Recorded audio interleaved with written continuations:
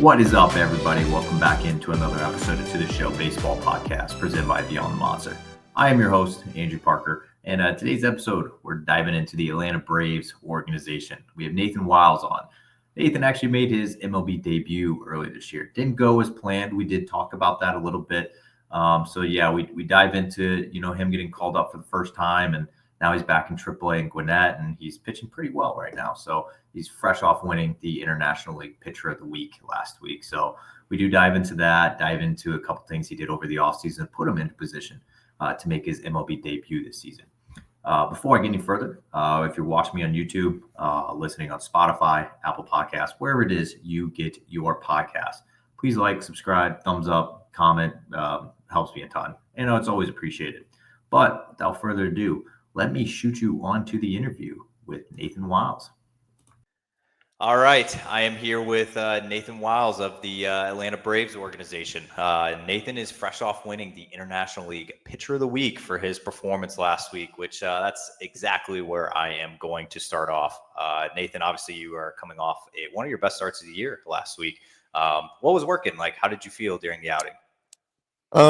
I felt pretty good. We had a little bit of a rain delay to begin the day, but I felt like execution on that day was just abnormally high. Like execution is usually pretty good in a lot of my games, but execution was really good last week. So that's kind of where it all came from. Yeah, I feel like you've had a few outings this year that you've gone 6+, for Gwinnett, and obviously the one last week, you had a shutout outing, and you only allowed 3 hits, you had 7 strikeouts. So was there anything, I guess, to this point? Obviously, since you got back down to Triple-A, has there been anything that you've been working on in regards to usage for pitches, or are you doing anything like that these days? I'm trying to throw my slider a little more. That's pretty much it. I usually use my fastball changeup cutter pretty evenly. So I'm trying to get the slider in there just a little bit more often, just to add in, something else that the hitter has to worry about. But other than that, now it's just focus on attacking early and trying to finish them when I get ahead. And I know we kind of talked about this a little bit off air. I know you've probably had a million questions about going up and making your MLB debut this year. And, obviously that was probably a whirlwind in itself. But I want to ask, since you've been back down to Triple-A, I know it was just the one outing, but was there anything that you took with you? Is the pressure off a little bit? You're just getting it over with. What has it been like, I guess, mentally and everything since being back down? Yeah, so my debut was nothing like I thought it would be. It was pretty bad, honestly, if I'm gonna speak candidly. But the thing I took back down to Triple-A was I've been holding on to that outing for a long time, and every time I think about it, I actually get pretty pissed off because it didn't go the way that I wanted to. And so now it's that's pretty much my sole motivation for everything I'm doing right now, because I'm still pretty angry with how I did, and I just want to show that I can actually be a good MLB baseball player. And now it's just try to get back there. And so, obviously you said it pretty candidly. It was you're mad at it. It was a bad outing, not what you were hoping for. Obviously that's it's very apparent from how you're saying that. So my thing is, once you do put yourself back into the position to go up and make a second appearance, what kind of things are you going to do maybe differently? Is it going to be like a different prep? What's it going to look like? Yeah, my sequencing was a little off when I went up there. I didn't shake at all. I didn't do what I am doing here. I did pretty much the opposite up there. So I guess that goes a little into still the same game. It's still everything should be the exact same, all this stuff. And now when I go up there, I'm gonna learn to, hey, it's the same game and do the same stuff that I've been doing. Well, I want you to take me a little before the debut, and I want to take towards the off season. And obviously, you know, the work that you did in the off season put you into a spot to be on the, you know, the major league roster radar. So, how did you spend this off season? Like, what kind of things did you do? Yeah, I actually got after it. So last season wasn't very good with the Rays. I got moved into like a reliever situation towards the end of the year, and I pitched okay. Like I did, I started to throw really bad, and then at the end, Tampa just said start throwing all changeups, and I did that and started throwing up a bunch of zeros, and so I was like, all right, that's cool. It's nice that I'm able to do that, but there are some changes that I'm gonna have to make, and so yeah, this offseason I was probably one of the I don't know how to describe it, but it was like up to 100 the whole offseason. Like there was no slowing down. So, you know, with you saying that obviously you were throwing a lot of changeups at the end of last year and everything, like what does your current pitch arsenal look like these days? Yeah, so fastball, changeup, slider, and a cutter. I pretty much use my fastball, changeup, cutter, like pretty evenly. And then slider, I'm trying to get it in there a little bit more often. But yeah, that's pretty much what I got. And you know, you're obviously brand new to the Braves org, and you know, as you had just mentioned, you know, you were hearing, you know, the Rays were telling you some things to do and pitches to throw. Once you got to Atlanta, did they give you any like pitches? Did they tell you they saw this out of you? Like, what was that like? I guess changing orgs. Yeah, it was weird. They told me to be me. You know, I was a reliever at the end of last year, and they said, "Hey, you're going to go back to being a starter."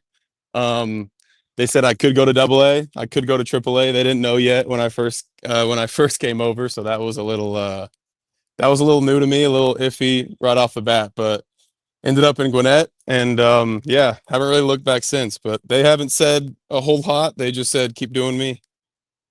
Yeah, and I feel like that had to be a kind of a weird feeling this past spring training. You know, obviously, you know, you've been a professional for a few years now, obviously, but you were almost a rookie again in the Braves camp because you didn't really know a lot. You know, you may not have known all your coaches' names, the development staff, all new teammates. What was the biggest challenge of getting the spring training and being around a whole new set of people? Oh, I might have lost you. You cut off at the end right there. Oh, you got me now. I heard that you called me a rookie again on year 7.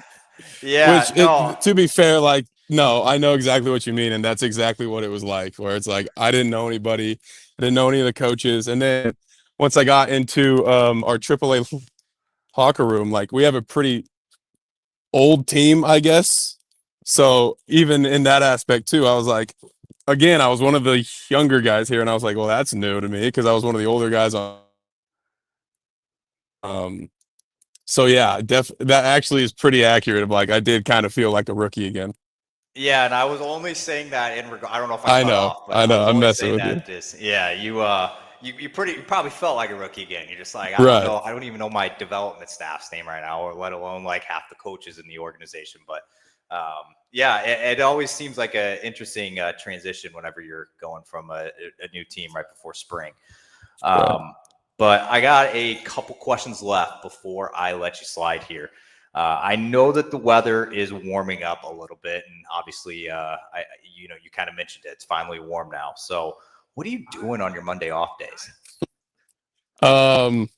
So since I got back to being a starter, my body feels pretty bad on days that I don't throw or like the few days after I pitch. So I'm usually just gonna take it easy. But yeah, I mean, I'll sit by the pool, you know, I'll hang out with some of the guys, but I'm not doing anything like too active. Okay, so you're Yeah. not golfing with the other starters or anything like that? No, I've golfed once this season, and that was the first time I golfed in like 3 or 4 years. So Wow. yeah, that's not me. Just know you are in the rare minority for I know, especially I know, starting pitchers. I know. But I did hit a birdie. So you know what? That's all I needed. That's all I needed out Take of the the day. take the wins. Right. So you're not playing video games. You're not doing anything that any other pitcher is doing. I'll play some games too. But Okay. but to me, yeah, that's pretty chill. I don't get into it as much as, some guys can. Okay. Definitely used to, but in season, I'm definitely a little more chill and relaxed, especially on my off days. Yeah. Okay. I got a question regarding something I talked to you about before we started recording. I mentioned that, the very last episode I recorded was with an Oklahoma Sooner. You guys are absolutely everywhere. I That's think right. it speaks volumes to the baseball program going on in Norman, Oklahoma. Yep. And obviously football as well. I mean, all sports. I mean, softball as well. I mean, they're a Right. powerhouse, but what do you I guess when you look around the league and you look around the professionals and you see Oklahoma guys just spread out everywhere, what does that say about the Oklahoma baseball program? I love it. It's so sick. Um, I think OU is the best place to play if you're a high school kid and you want to get an opportunity. OU was the best decision I ever made. And yeah, it seems like everyone who comes out of OU basically is just a dog and is going to end up in the MLB somehow. Like you have Jake Irvin, you have someone just debuted for Chicago, but I didn't Horton. Yep. I mean, I don't know him very well, but like everyone out of OU is just like apparently the best player ever now. So It's insane. now I'm trying to keep up with all the guys who are now just coming out of OU. But no, it's great. It's great. The program's awesome. Everyone involved in it is unbelievable. I can't say enough about it. I think you nailed it. Every single guy that comes out of there seems like a stud, especially Yeah. pitchers. I know Right. that you can't sleep on the hitters as well, but Right. you guys are, I mean, you're churning Yeah. out like OU 3 to might be a 4 pitching runs. factory for sure. Honestly, man, I honestly can't help it. I'm a Mizzou guy, so I don't know. Like, I don't really have anywhere to talk. But OU's got it though. Skip Johnson knows exactly what he's doing with every single guy who comes through the program. yeah, it's nuts. All right, I got one last question here for you before I let you slide. Obviously you are, you've had a pretty interesting first half of your season, and it's not even to the halfway point yet, but you obviously made the MLB debut. I know that winning pitcher of the week probably isn't really like an award that you were like gunning for, but you obviously got named that, MLB tweeted out, all that stuff. But for you, let's just say by the All-Star break in July. So we're creeping towards there. What other goals do you have in mind that you want to hit? Whether they're statistical goals, whether they're personal goals, like what do you got? For me, everything is about trying to stay as consistent as I can. So I'm off to a pretty, like the first, I don't know, third of the year has been all right so far. So for me, it's just trying to keep all of whatever I'm doing just up for the whole year and stay, here the entire season. So it's all about consistency. Give the coaches, like, as soon as I'm out there, they know exactly what they're gonna get. It's the same every time. And that's pretty much it. There's not a whole lot like outside of that I try to do. All right, Nathan. Well, I appreciate all the time. Obviously, going to be looking out for you once you get to make that second appearance up at the major league level and get a little Sounds good. a little rebound. But thank you so much for hopping on. Absolutely. Appreciate it.